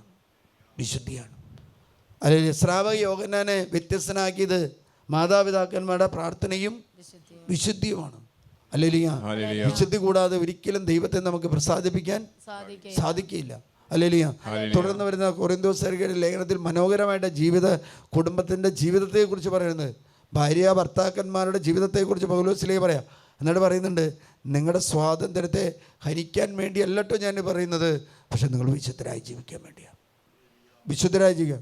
ഇന്ന് പിശാച് ദമ്പതിമാരിൽ പോലും കയറിയിട്ടുണ്ട്, കുടുംബ ബന്ധങ്ങളിൽ പോലും കയറിയിട്ടുണ്ട്. അതുകൊണ്ടാണ് ഇന്ന് കുടുംബ ബന്ധങ്ങൾ ശിഥിലമായിക്കൊണ്ട് ഇരിക്കുന്നത്. ഹല്ലേലൂയ. ഹല്ലേലൂയ. എത്രയോ ജീവിത പങ്കാളി കരഞ്ഞുകൊണ്ട് പറയുന്നുണ്ടെന്ന് അറിയുമോ, അച്ഛാ ഒരു നേരം സ്വസ്ഥമായിട്ടൊന്ന് വീട്ടിലിരിക്കാൻ പറ്റുന്നില്ല. ഹല്ലേലൂയ. ഹല്ലേലൂയ. സ്വസ്ഥമായിട്ടൊന്ന് സമാധാനത്തോട് ജീവിത പങ്കാളിയോടൊന്ന് സംസാരിക്കാൻ പറ്റുന്നില്ല. ഹല്ലേലൂയ. എന്നെല്ലാം ടച്ച് ഫോണാണ്, എല്ലാം ടച്ച് ചെയ്തുകൊണ്ടിരിക്കുക. ഹല്ലേലൂയ. കുടുംബബന്ധങ്ങൾ തകർന്നുകൊണ്ടിരിക്കുക. അതുകൊണ്ട് മാതാപിതാക്കന്മാരായാലും ദമ്പതിമാരായാലും പൗലോസ്ലീഹ അടുത്തത് വിശുദ്ധി നഷ്ടപ്പെടാതെ സൂക്ഷിക്കണം. ഹല്ലേലൂയ. അതുകൊണ്ട് എനിക്ക് ഏറ്റവും ഇഷ്ടപ്പെട്ടു. കാരണം ഒരു സ്ത്രീയും ഒരു പുരുഷനും വിവാഹ ജീവിതം വരെ അവൻ കന്യകയായിട്ട് ജീവിക്കുകയാണെങ്കിൽ, വിശുദ്ധനായിട്ട് ജീവിക്കുകയാണെങ്കിൽ, ദൈവം അവൻ്റെ ജീവിതത്തിൽ ഇടപെടുന്ന കാര്യങ്ങളെക്കുറിച്ചാണ് പൗലോസ്ലീഹ തുറന്നു പറയുന്നത്. കാരണം എന്താ പൗലോസ്ലീഹ പറയാ, അവൻ്റെ ശരീരം പരിശുദ്ധാത്മാവിൻ്റെ വാസസ്ഥലം, ആലയമാണ്. അല്ലെങ്കിൽ പരിശുദ്ധാത്മാവിൻ്റെ ആലയമാണ്. അല്ലെങ്കിൽ കൊരിന്തോസ്യർക്ക് എഴുതിയ ലേഖനത്തിൽ അത് പരിശുദ്ധാത്മാവിൻ്റെ ആലയമാണെന്ന് പറയുന്നുണ്ട്. ഗലാത്യക്കാരെ എഫെസസുകാർക്ക് എഴുതിയ ലേഖനത്തിൽ ആലയമാണെന്ന് പറയുന്നുണ്ട്. അപ്പോൾ നമ്മുടെ ജീവിതത്തിൽ വിശുദ്ധിയാണ് ഏറ്റവും കൂടുതൽ നമ്മൾ ആഗ്രഹിക്കേണ്ടതും പ്രാർത്ഥിക്കേണ്ടതും. ഹല്ലേലൂയ. വിശുദ്ധി കൂടാതെ ദൈവത്തെ ഒരിക്കലും പ്രസാദിപ്പിക്കാമല്ല. ആ വിശുദ്ധി ഉണ്ടായതുകൊണ്ടാണ് ആ മാതാപിതാക്കന്മാർ മകനെ ദേവാലയത്തിൽ സമർപ്പിക്കാൻ ചെല്ലുമ്പോൾ പരിശുദ്ധാത്മാവിനെ നിറഞ്ഞ് അവൻ ദേവാലയത്തിലേക്ക് കടന്നു വരുന്നു. ഹല്ലേലൂയ. ഹല്ലേലൂയ. ദേവാലയത്തിലേക്ക് കടന്നു വരുന്നു. ഹല്ലേലൂയ. ഹല്ലേലൂയ. പരിശുദ്ധ അമ്മ പുരോഹിതരുടെ രാജ്ഞിയാണ്. എന്തുകൊണ്ടാ? പുരോഹിതർക്ക് കൊടുത്തിരിക്കുന്ന ഏറ്റവും വലിയ ഒരു ഉത്തരവാദിത്വം എന്ന് പറയുന്നത് എന്താണെന്ന് അറിയാമോ? പഠിപ്പിക്കുക. ഹല്ലേലൂയ. ഞാൻ ഓർക്കുക, എനിക്ക് ഇടവകയിലായിരിക്കുമ്പോൾ അങ്ങനെ പഠിപ്പിക്കുക എളുപ്പം സ്വീകരിക്കില്ല. പക്ഷേ ധ്യാന കേന്ദ്രത്തിലായതുകൊണ്ട് നമുക്ക് പഠിപ്പിക്കുക എളുപ്പമാണ്. ഇടവകയിൽ പഠിപ്പിച്ചാൽ പറ്റില്ല. ഞാൻ കഴിഞ്ഞ ദിവസം വായിച്ചൊരു മനോഹരമായ ഒരു വചനം ഓർക്കുക. പഴയ നിയമത്തിലെ ഒരു വചനമാണ്. 2 രാജാക്കന്മാരുടെ പുസ്തകത്തിൽ 17-ാം അധ്യായം 27-ാമത്തെ തിരുവചനമുണ്ട്. മനോഹര, ഒരു ഫാൻസി നമ്പർ. 2 രാജാക്കന്മാർ 17:27. അവൻ കൽപ്പിച്ചു അവിടെ നിന്ന് കൊണ്ടുവന്ന ഒരു പുരോഹിതനെ അങ്ങോട്ട് അയക്കുക. അവൻ അവിടെ താമസിച്ച് ദേശത്തെ ദൈവത്തിന്റെ നിയമം അവരെ പഠിപ്പിക്കട്ടെ. ഹല്ലേലൂയ. അവൻ കൽപ്പിച്ചു. എന്താണ് കൽപ്പിച്ചത്? അവിടെ നിന്ന് കൊണ്ടുവന്ന പുരോഹിതനെ അങ്ങോട്ട് അയക്കുക. അവൻ അവിടെ താമസിച്ച് ദേശത്തെ ദൈവത്തിന്റെ നിയമം അവരെ പഠിപ്പിക്കട്ടെ. എന്താണ് നിയമം പഠിപ്പിക്കേണ്ടത് എന്ന് പറഞ്ഞാൽ, ഈ സമറിയാക്കാരെ കൊണ്ടുവന്ന് ഈ രാജ്യത്തെ താമസിപ്പിച്ചു. അപ്പോൾ എന്താ, അവർ ജീവിച്ച് വന്നു കഴിഞ്ഞപ്പോൾ അവർ ദൈവപ്രമാണങ്ങൾ ലംഘിച്ചു, ദൈവകൽപ്പനകൾ ലംഘിച്ചു, ദൈവചട്ടങ്ങൾ ലംഘിച്ചു, ദൈവ നിയമങ്ങൾ ലംഘിച്ചു. പഴയ നിയമത്തിൽ 4 കാര്യങ്ങൾ: കൽപ്പന, ചട്ടം, നിയമം, പ്രമാണം. ഹല്ലേലൂയ. അങ്ങനെ 4. അതുകൊണ്ട് ആ ദേശത്തെ രാജാവ് ചെയ്യുന്നൊരു കാര്യം, ആ ദേശത്തേക്ക് എന്ത് കയറിയെന്ന് വെച്ചാൽ, ആ ദേശത്ത് എന്ത് കയറിയുണ്ടാവും? തിന്മ കയറി. ഹല്ലേലൂയ. നമ്മുടെ ദേശം, നമ്മുടെ കുടുംബങ്ങൾ വിശുദ്ധി പ്രാപിക്കണമെങ്കിൽ അവിടെ വിശുദ്ധി ഉണ്ടായിരിക്കണം. ഈ സൊദോം ഗൊമോറ ദേശം എന്ന് പറഞ്ഞു കഴിഞ്ഞാൽ പിശാച് കയറി ഇറങ്ങിയ സ്ഥലമൊന്നുമില്ല, ആണോ? സൊദോം ഗൊമോറ ദേശം എന്ന് പറഞ്ഞാൽ സ്വവർഗ നടത്തിയ സ്ഥലം. ഹല്ലേലൂയ. അല്ലേ? എവിടെ കിടക്കുന്നത്?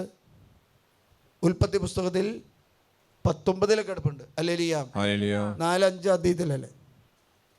രാത്രിയുടെ യാമങ്ങളിൽ ദൈവത്തിൻ്റെ ദൂതന്മാർ വരുമ്പോൾ അവരുമായിട്ട് പാപം ചെയ്യാൻ വേണ്ടി ആ ദേശത്തെ നിവാസികൾ, കൊച്ചുകുട്ടികൾ വരെ ഇവർ വരെ ഒറ്റ നിമിഷം കൊണ്ടുവന്നു. അന്ന് മീഡിയയില്ല, പക്ഷേ പെട്ടെന്ന് ഫ്ലാഷായി. ആരും തൊടാത്ത 2 ആള് ഇവിടെ എത്തിയിട്ടുണ്ട്. വൈകുന്നേരം രണ്ട് ദൂതന്മാർ സോതോമിൽ ചെന്ന് ആ സ്ഥലമാണ് സോദോം ഗൊമോറ. നിങ്ങൾ പോയി കാണണം. കണ്ട പാപം ചെയ്യില്ല. ഒരു തരി മണ്ണില്ല. നല്ല മണ്ണെന്ന് പറയുന്ന ഒരു തരിയില്ല. സോദോം ഗൊമോറ ദേശത്ത് നിന്നു 2 ആള് വന്നു കഴിഞ്ഞപ്പോൾ ലോത്ത് നഗരവാതിൽക്കൽ ഇരിക്കുകയായിരുന്നു. ദൈവത്തിന്റെ ദൂതന്മാരെ വന്നത്. ലോത്ത് എന്ത് ചെയ്തു വെച്ചാൽ അവരെ 2 ആളെ അകത്തേക്ക് കയറ്റിയിട്ട് ലോത്ത് അവരെ എതിരേൽക്കാനായി എഴുന്നേറ്റ് ചെന്ന് നിലം പറ്റ താണു വണങ്ങി അവൻ പറഞ്ഞു, യജമാന്മാരെ, ദാസന്റെ വീട്ടിലേക്ക് വന്നാലും കാൽ കഴുകി രാത്രി ഇവിടെ തങ്ങുക, രാവിലെ എഴുന്നേറ്റ് യാത്ര തുടരാം. അവർ മറുപടി പറഞ്ഞു, വേണ്ട, രാത്രി ഞങ്ങൾ തെരുവിൽ കഴിച്ചോളാം. അപ്പോൾ ലോത്ത് പറയണം അവരോട്. ലോത്ത് പറയുന്ന അവൻ വളരെ നിർബന്ധിച്ചപ്പോൾ അവർ അവൻ്റെ വീട്ടിലേക്ക് പോയി. അവൻ അവർക്കൊരു വിരുന്നൊരുക്കി, പുളിപ്പില്ലാത്ത അപ്പമും ഉണ്ടാക്കി. അവർ അത് ഭക്ഷിച്ചു. അവർ കിടക്കും മുമ്പേ സോദോം നഗരത്തിന്റെ എല്ലാ ഭാഗത്തും നിന്ന് യുവാക്കന്മാർ വൃദ്ധവാലും കുട്ടികളും എല്ലാവരും വന്ന് വീട് വളഞ്ഞു. അപ്പൊ എന്തുകൊണ്ടാണ് പുറത്ത് താമസിക്കരുതെന്ന് ലോത്ത് പറഞ്ഞത്? ഇങ്ങനത്തെ ഒരു പാപം ഉണ്ടെന്ന്, ഈ ദേശത്ത് ഒരു പാപമുണ്ടെന്ന് ലോത്തിന് അറിയാമായിരുന്നു. ലോത്ത് പാപമുണ്ടായിട്ടും ലോത്ത് ജീവിച്ചത് എന്തുകൊണ്ടാ? വിശുദ്ധിയുണ്ട്. ഹല്ലേലൂയ. ചിലർ പറയും ഇവിടെ കംപ്ലീറ്റ് പാപം ചെയ്യുക, അതുകൊണ്ട് വിറ്റിട്ട് അതിലും വലിയ സ്ഥലത്തേക്ക് ചെല്ലുന്നത്. ഹല്ലേലൂയ. ദേശം നന്നാവാൻ വേണ്ടി നമ്മൾ കൈ ഉയർത്തി പ്രാർത്ഥിക്കണം, കണ്ണുനീരോടുകൂടി പ്രാർത്ഥിക്കണം, പരിഹാരം ചെയ്ത് പ്രാർത്ഥിക്കണം, പരിത്യാഗം ചെയ്ത് പ്രാർത്ഥിക്കണം. ഹല്ലേലൂയ. ഏറ്റവും നല്ല വഴി ഏതാന്ന് വെച്ചാൽ പരിശുദ്ധ അമ്മയോട് പ്രാർത്ഥിക്കുക എന്നുള്ള. ഹല്ലേലൂയ. നമുക്കറിയാം, പന്തക്കുസ്താ ദിനത്തിന് ശേഷം പരിശുദ്ധ അമ്മ അപ്പസ്തോലന്മാരെ പറഞ്ഞയക്കുന്നുണ്ട്, അല്ലേ? പരിശുദ്ധാത്മാവിനാൽ നിറഞ്ഞ് അവരവർക്ക് ഓരോ കൃപകളും കൊടുത്ത് ഓരോ ദേശത്ത് വിജയിക്കാൻ വേണ്ടി കൊടുക്കുമെന്ന് പറഞ്ഞയക്കുന്നുണ്ട്. സ്പെയിനിലേക്ക് പോയത് ആരാ? വലിയ യാക്കോബാണ്. സ്പെയിനിൽ ചെന്ന് സുവിശേഷം പ്രസംഗിച്ചു. പക്ഷേ സുവിശേഷം പ്രസംഗിക്കുമ്പോൾ ഈ സുവിശേഷം പറയുമ്പോൾ ഒരു കാര്യമുണ്ട്, സുവിശേഷം നിങ്ങൾ സ്വീകരിച്ചില്ലെങ്കിൽ തിരിച്ചു പോരും. നമ്മളൊരു വീട്ടിൽ ചെന്ന് അച്ഛന്മാർ ചെന്ന് കഴിഞ്ഞാൽ വെഞ്ചരിക്കാൻ ചെല്ലുമ്പോൾ അവിടെ കുടുംബ സമാധാനം ഉള്ളതാണെങ്കിൽ അവിടെ ചെല്ലുമ്പോൾ ഒരു വലിയൊരു സമാധാനം വന്ന് ഹൃദയത്തിലടിക്കും. അല്ലെങ്കിൽ ആ ചെല്ലുന്ന സമയത്ത് തന്നെ അറിയാം ഇവിടെ എന്തോ ഒരു ബുദ്ധിമുട്ട് ഫീൽ ചെയ്യും. ഹല്ലേലൂയ. അപ്പോൾ ഈ വചനങ്ങൾ അയച്ചത് ഈ സ്പെയിൻ വലിയൊരു അന്ധവിശ്വാസത്തിൻ്റെ നാടായിരുന്നു, അവിശ്വാസികളുടെ നാടായിരുന്നു. എല്ലാം തിരിച്ചു വന്നപ്പോൾ വലിയ യാക്കോബിൻ്റെ പ്രയത്നം ഫലശൂന്യമാകുന്നു എന്ന് തിരിച്ചറിഞ്ഞു. വലിയ യാക്കോബ് ചെയ്ത ഒരു കാര്യമാണ് സർഗാഗോ എന്ന് പറയുന്ന പട്ടണത്തിൽ എംബ്രാന്തിയ എന്ന് പറയുന്ന നദിയുടെ തീരത്ത് ആ മണലിൽ മുട്ടുകുത്തി അവൻ പ്രാർത്ഥിക്കുകയാണ് ചെയ്യുന്നത്. അവൻ്റെ കൂടെ കുറച്ച് ശിഷ്യന്മാരുണ്ട്. പ്രാർത്ഥിച്ചു കഴിഞ്ഞപ്പോൾ AD 40 ഇപ്രകാരം പറയാണ്, പരിശുദ്ധ അമ്മ വലിയൊരു വലിയ മാലാക വൃന്ദത്തിൻ്റെ അകമ്പടിയോടുകൂടി പരിശുദ്ധ അമ്മ വരികയാണ് ചെയ്യുന്നത്. പരിശുദ്ധ അമ്മ വന്നിട്ട് ഈ ദേശത്ത് നടക്കാൻ പോകുന്ന കാര്യങ്ങളെക്കുറിച്ച് സന്ദേശം കൊടുക്കുകയാണ് ചെയ്യുന്നത്. ഈ ദേശം ഒരു വിശ്വാസത്തിൻ്റെ മേഖലയായിട്ട് മാറും. ഇവിടെ വിശ്വാസ സ്തൂപങ്ങൾ ഉയരും, ദേവാലയങ്ങൾ ഉയരും. ഈ നിൽക്കുന്ന സ്ഥലം ഒരു ബസിലിക്ക പണിയണം എന്നൊക്കെ പറയാണ്. Hallelujah, hallelujah. അവരെ പ്രാർത്ഥിക്കുന്ന സമയത്ത് ജപമാല ചൊല്ലി പ്രാർത്ഥിക്കുമ്പോൾ പരിശുദ്ധ അമ്മ പ്രത്യക്ഷപ്പെട്ടു. പരിശുദ്ധ അമ്മ പറയാണ്, പരിശുദ്ധ അമ്മ അന്ന് സ്വർഗ്ഗാരോഹണം ചെയ്തിട്ടില്ല. ജെറുസലേമിലുള്ള പരിശുദ്ധ അമ്മയെ സ്വർഗത്തിൽ നിന്ന് ദൂതന്മാരയച്ചു. എന്തിനു വേണ്ടി? ഒരാൾ പരാജയപ്പെടരുത്, ഒരു അപ്പസ്തോലൻ പരാജയപ്പെടരുത്. Hallelujah, hallelujah. കാരണം എന്താ? സഭ ഒരിക്കലും പരാജയപ്പെടാൻ ദൈവം ആഗ്രഹിക്കുന്നില്ല. നിങ്ങൾ ഒരിക്കലും പരാജയപ്പെടാൻ ദൈവം ആഗ്രഹിക്കുന്നില്ല. അല്ലെ, ഞാൻ ഒരിക്കലും പരാജയപ്പെടാൻ ദൈവം ആഗ്രഹിക്കുന്നില്ല. ആഗ്രഹിക്കുന്നുണ്ടോ? മാമോദീസ സ്വീകരിച്ച ഓരോരുത്തരും, അല്ലെങ്കിൽ യേശുവിനെ രക്ഷകനും നാഥനുമായി സ്വീകരിച്ച ഓരോരുത്തരും നമ്മൾ രക്ഷപ്പെടാനായിട്ടാണ് ദൈവം ആഗ്രഹിക്കുന്നത്. ഹല്ലേലൂയ. അതുകൊണ്ട് എന്തുണ്ടാവുമെന്ന് വെച്ചാൽ, യുദ്ധം ചെയ്യാൻ വേണ്ടി ദൈവം ഇറങ്ങി വരും. നമുക്ക് വേണ്ടി യുദ്ധം ചെയ്യാൻ നമ്മളല്ല യുദ്ധം ചെയ്യുന്നത്. ഹല്ലേലൂയ. നിങ്ങൾ വിചാരിക്കും നമ്മളൊരു കാലഘട്ടത്തിൽ പൈശാചികമായ പീഡകളുണ്ട്, ശരിയാണ്. പിശാചിനെ തോൽപ്പിക്കാൻ സാധിക്കുകയില്ലെന്ന് സഭ നമ്മെ പഠിപ്പിക്കുന്നുണ്ട്. പ്രത്യേകിച്ച് ഫ്രാൻസിസ് മാർപ്പാപ്പ ആനന്ദിച്ച് ആഹ്ലാദിക്കുന്ന പുസ്തകത്തിൽ വ്യക്തമായിട്ട് പറയുന്നുണ്ട്, പിശാചിനെ നിങ്ങൾക്ക് തോൽപ്പിക്കാൻ പറ്റില്ല. പിശാചിനെ തോൽപ്പിക്കാൻ ദൈവത്തിൻ്റെ പുത്രനായ യേശു ക്രിസ്തു ഇറങ്ങി വന്ന് അതിനെ തോൽപ്പിച്ചിട്ടു. ഈ കാര്യം ഈ വലിയ ആക്രമണോട് ഈ പരിശുദ്ധ അമ്മ പറയുകയാണ് ചെയ്യുന്നത്. വലിയ മാലാക വൃന്ദത്തിൻ്റെ സന്ദേശം. അല്ലെങ്കിൽ പിന്നീട് ഉണ്ടാകുന്ന സംഭവം എന്ന് വെച്ചാൽ, അന്ന് വരെ ഈ വചനം പറയുന്നതെല്ലാം തിരിച്ചു വന്നിരുന്നു. അതിനുശേഷം വചനം പറഞ്ഞപ്പോൾ ഒന്നുണ്ടായെന്ന് വെച്ചാൽ, ഈ യാക്കോബ് ചെന്ന ഈ സ്പെയിൻ വിശ്വാസത്തിൻ്റെ വളക്കൂറുള്ള മണ്ണായിട്ട് ദൈവം ഉയർത്തി. എബ്രാന്തി എന്ന് പറയുന്ന സ്ഥലത്ത് ഒരു ബസിലിക്ക പണിതു. ഇത് പിന്നീട് സഭ ആദ്യമായിട്ട് സഭ നമുക്കറിയാം, ലൂർദ് മാതാവിൻ്റെ ഇതാ പറയുന്നെങ്കിൽ, ഇത് അതിനു മുമ്പ് മാതാവ് ജീവിച്ചിരുന്നപ്പോൾ, ജെറുസലേമിൽ ജീവിച്ചിരുന്നപ്പോൾ, വലിയ യാക്കോബ് മധ്യസ്ഥം തേടിയപ്പോൾ വലിയ യാക്കോബിനെ സഹായിക്കാൻ വേണ്ടി സ്വർഗം പരിശുദ്ധ അമ്മയെ സ്പെയിനിലേക്ക് അയച്ചു. നിങ്ങളിന്ന് തകർന്നിരിക്കുകയാണെങ്കിൽ, നിങ്ങളിന്ന് വേദനിച്ചിരിക്കുകയാണെങ്കിൽ, നിങ്ങൾ കഷ്ടപ്പെടുകയാണെങ്കിൽ, നിങ്ങളെ രക്ഷിക്കാൻ വേണ്ടി ദൈവത്തിൻ്റെ ദൂതൻ പരിശുദ്ധ അമ്മയെ നമ്മുടെ കുടുംബത്തിലേക്ക് അയക്കും. ഹല്ലേലൂയ. പരിശുദ്ധ അമ്മയ്ക്ക് സാത്താനെ തകർക്കാൻ പറ്റുമോ? പറ്റും. സാത്താനെ തകർക്കാൻ പരിശുദ്ധ അമ്മയും ഔസേപ്പ് എന്ന നാമവും, പിശാചുകളുടെ പരിമം ആരാ? ഔസേപ്പ് എന്ന നാമം കേട്ടാൽ പിശാച് അവിടെ. കാരണം എന്താ? യേശുവിനെ നയിച്ചതും പരിശുദ്ധ അമ്മയെ നയിച്ചതും സഭയെ നിലനിർത്തിയതും ആരാണ്? യൗസേപ്പ് പിതാവ്. അതുകൊണ്ടാണല്ലോ നമ്മുടെ പള്ളികളിൽ, എല്ലാ പള്ളികളിലും യൗസേപ്പ് പിതാവിൻ്റെയും പരിശുദ്ധ അമ്മയുടെയും രൂപം സക്രാരിയുടെ 2 സൈഡിലായിട്ട് വെച്ചിരിക്കും. Hallelujah, hallelujah. സ്നേഹമുള്ളവരെ, നമ്മൾ ഏത് വിധത്തിൽ തകർന്നിരിക്കുന്നതാണോ, ഭയപ്പെടരുത്. ദൈവം തൻ്റെ ദൂതനയക്കും. ഹല്ലേലൂയ. ദൈവം തൻ്റെ ശക്തനായിട്ട് ദൂതനയക്കും. Hallelujah, hallelujah. യെശയ്യാ പ്രവാചകന്റെ പുസ്തകത്തിലാണെന്ന്. അവിടെ നിന്ന് തന്നെ ദൂതനെ അല്ല അയച്ചത്, മറിച്ച് ദൈവം തന്നെ ഇറങ്ങി വന്നു. ഹല്ലേലൂയ. 59 60 അങ്ങോട്ട് പറയുന്നുണ്ട്, അവരുടെ കഷ്ടതകളിൽ ദൂതനെ അയച്ചില്ല, അവിടുന്ന് തന്നെയാണ് അവരെ രക്ഷിച്ചത്. അവിടുന്ന് തന്നെയാണ് ഇറങ്ങി വന്നത്. യെശയ്യാ പ്രവാചകന്റെ പുസ്തകത്തിൽ ഇപ്രകാരമാണ്, അവൻ സംരക്ഷകനാണ്, അവൻ രക്ഷകനാണ്, അവൻ നിങ്ങളെ കാത്തു പരിപാലിക്കുന്നവനാണ്. ഹല്ലേലൂയ. അതുകൊണ്ട് നിങ്ങൾ ഏതുവിധ മേഖലയിൽ തകർന്നവനാണെങ്കിലും, ആദ്യത്തെ വചനം എവിടെ? സുഭാഷിതങ്ങളുടെ പുസ്തകത്തിൽ 8:34-35 വചനത്തിൽ പറയാ, എന്നെ അന്വേഷിക്കുന്നവൻ ജീവനെ കണ്ടെത്തുന്നു. അല്ലെങ്കിൽ എന്നെ തേടുന്നവൻ നീതി അന്വേഷിക്കുന്ന കർത്താവിന്റെ പ്രീതി നേടുകയും ചെയ്യുന്നു. വീണ്ടും പറയാണ്, എന്നെ അന്വേഷിക്കാത്തവൻ, എന്നെ കൈവിടുന്നവൻ തന്നെ തന്നെ ദ്രോഹിക്കുന്നു, എന്നെ വെറുക്കുന്നവൻ മരണത്തെയാണ് സ്നേഹിക്കുന്നത്. അതുകൊണ്ട് ഈ പുസ്തകത്തിൽ പറയാണ്, ഈ 2 രാജാക്കന്മാരുടെ പുസ്തകത്തിൽ 17:29 ആ പുരോഹിതനെ അവിടെ കൊണ്ടുവന്ന് വച്ചിട്ട് ആ പുരോഹിതൻ അവരെ ദേശത്തെ വചനം പഠിപ്പിക്കുക ചെയ്യുന്നത്. വചനം പഠിപ്പിച്ചില്ലെങ്കിൽ എന്തുണ്ടാവും? നിയമം പഠിച്ചില്ലെങ്കിൽ ആ ദേശം വിജാതീയ നാടായിട്ട് മാറും. രാജാവ് ചെയ്തത് തെറ്റാണ്. 24 കാണുന്നുണ്ട്. രാജാവ് ചെയ്തത്, ഒരു രാജാവിൻ്റെ പേര് പറയുന്നുണ്ട്.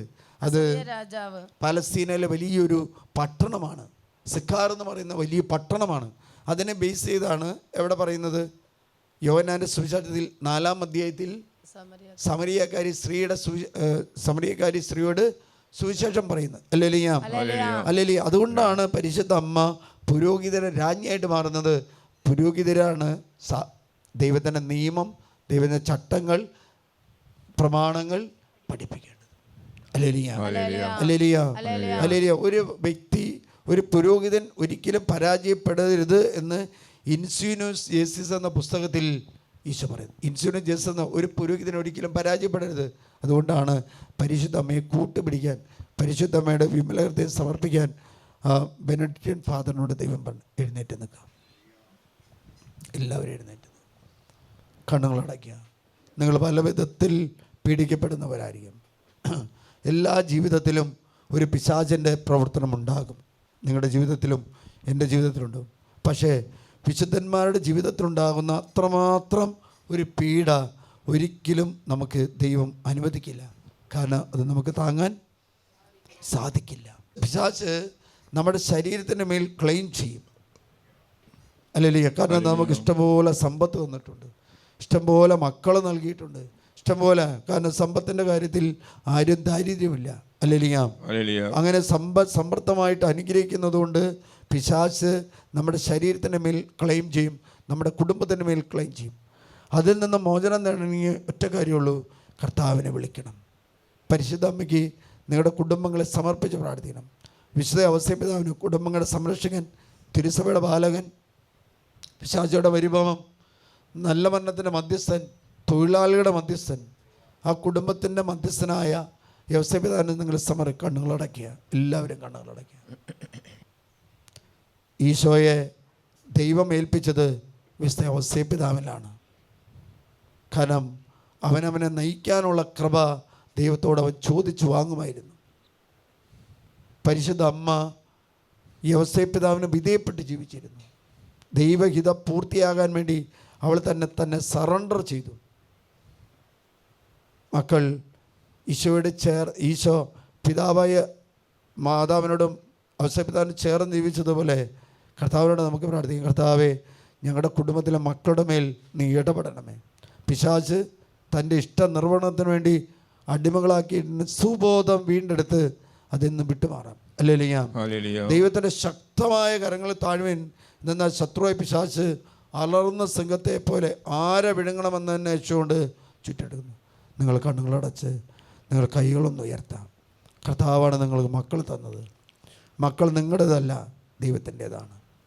നിങ്ങളുടെ ജീവിതത്തിൽ കുടുംബത്തിൽ തന്നിരിക്കുന്ന മകനോ മകളോ ആയാലും, യുവാവോ യുവതിയായാലും, കുട്ടികളായാലും കർത്താവിൻ്റെ ദാനമാണ്. ഉദരബലം കർത്താവിൻ്റെ ദാനമാണ്. കർത്താവിന് തന്നെ വീണ്ടും സമർപ്പിക്കട്ടെ. ദൈവഹിതത്തിന് പൂർണ്ണമായിട്ട് വിട്ടുകൊടുത്ത് പ്രാർത്ഥിക്കട്ടെ. കണ്ണുകളടച്ച് കരങ്ങളൊന്ന് ഉയർത്താം. ദേവാലയത്തിൽ വിശുദ്ധ ഔസേപ്പിതാവ് പരിശുദ്ധമ്മയും ദേവാലയത്തിൽ കൊണ്ടുചെന്ന് ദൈവത്തെ ഈശോമിശിഹായ ദൈവത്തിന് കാഴ്ചവെക്കുന്ന ദിവസം, കർത്താവെ, ഞങ്ങളുടെ കുടുംബത്തിലെ ഞങ്ങളുടെ മക്കളെ ഇത് അങ്ങയുടെ തിരുസന്നിധിയിൽ ഞങ്ങൾ കാഴ്ചവെക്കുന്നു. ഞങ്ങളുടെ കുടുംബങ്ങളുടെ മക്കളെ അങ്ങ് ഏറ്റെടുക്കണമേ കർത്താവെ. ദൈവഹിതങ്ങൾ മാത്രമേ, ദൈവിക പദ്ധതികൾ മാത്രമേ ഞങ്ങളുടെ മക്കളിൽ സംഭവിക്കാൻ പാടുള്ളൂ. തിന്മയ്ക്ക് ഒരിക്കലും ഞങ്ങൾ വിട്ടുകൊടുക്കില്ല. അങ്ങന്റെ ജീവിതത്തിന്റെ ഏക രക്ഷകനും നാഥനും കർത്താവുമായി സ്വീകരിക്കുന്ന കർത്താവ്, ഹല്ലേലൂയ. ഞങ്ങളുടെ മക്കളെ സമർപ്പിക്കുന്നു. ഞങ്ങളുടെ മക്കളെ പൂർണ്ണമായിട്ട് കർത്താവിന്റെ ബലിവേദിയിലേക്ക് സമർപ്പിച്ച് പ്രാർത്ഥിക്കട്ടെ. മകനെയും മകളെയും സമർപ്പിച്ച് പ്രാർത്ഥിക്കട്ടെ. കർത്താവിന്റെ ഹിതം അവരിൽ സമ്പൂർണ്ണമാകാൻ വേണ്ടി ആഗ്രഹിച്ച് പ്രാർത്ഥിക്കട്ടെ. തിന്മകൾ വിട്ടുപോകാൻ വേണ്ടി, അന്ധകാര ശക്തികൾ വിട്ടുപോകാൻ വേണ്ടി, പൈസ കൂട്ടുകെട്ടുകൾ വിട്ടുപോകാൻ വേണ്ടി, രോഗപീഠകൾ, രോഗികളായ മക്കളെ, രോഗികളാക്കിയ യുവാക്കളെ, കുട്ടികളെ, കുഞ്ഞുമക്കളെ ദൈവത്തിന്റെ സന്നിധിയിലേക്ക് സമർപ്പിക്കട്ടെ. അവരിൽ നിന്ന് രോഗപീഠകൾ വിട്ടുപോകാൻ വേണ്ടി പ്രാർത്ഥിക്കട്ടെ.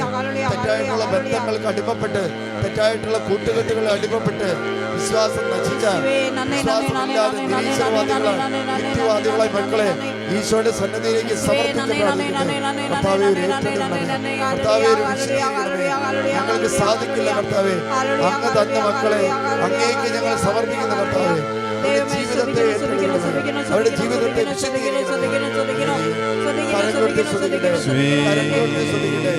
നിങ്ങൾ എപ്പോഴെങ്കിലും ഞങ്ങളുടേതാണ് മക്കളെന്ന് പറഞ്ഞിട്ടുണ്ടെങ്കിൽ തിരിച്ചു പറയാം, കർത്താവേ, മക്കൾ ദൈവത്തിന്റെ ദാനമാണ്, ഉദരവരം ദൈവത്തിന്റെ ദാനമാണെന്ന് നിങ്ങൾ തിരിച്ചറിയുന്നു.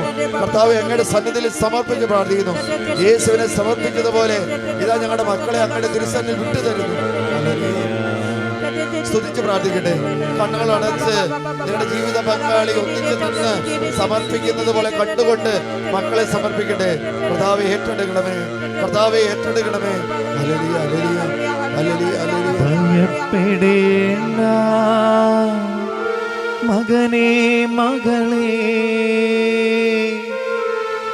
ഞാൻ നിന്റെ ദൈവമല്ലേ. കൈകൾ യാചനാപൂർവം പിടിച്ച് കരയരുതേ ഇനിയൻ കൺമണിയേ, ഞാൻ നിന്റെ കൂടെയില്ല. എല്ലാവരും കണ്ണുകൾ അടച്ച് സർവശക്തനായ ദൈവത്തെ കണ്ടുകൊണ്ട് ഭയപ്പെടേണ്ട മകനേ, മകളേ, ഞാൻ നിന്റെ ദൈവമല്ലേ. കരയരുതേ ഇനിയൻ കൺമണിയേ, ഞാൻ നിന്റെ കൂടെ